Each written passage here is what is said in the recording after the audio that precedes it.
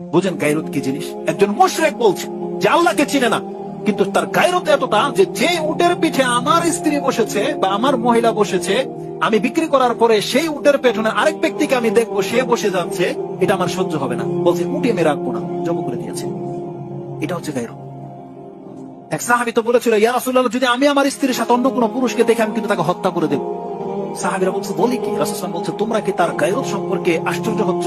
তার চাইতে বেশি গায়রত আমি মুহাম্মদ সাল্লাল্লাহু আলাইহি ওয়াসাল্লাম রাখি, আর তার চাইতে বেশি গায়রত হচ্ছে আল্লাহ সুবহানাহু ওয়া তাআলা।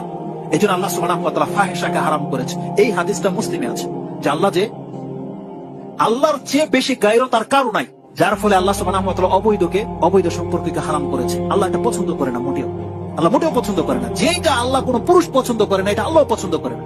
আল্লাহ পুরুষদের মধ্যে বা মানুষের মধ্যে এই ফিতরত দিয়ে দিয়েছে যে একটা পুরুষ কি যত খারাপই হোক, ওকে পছন্দ করে যে ওর মেয়ের সাথে, ওর বোনের সাথে অন্য কোনো ছেলেকে দেখুক, পছন্দ করে।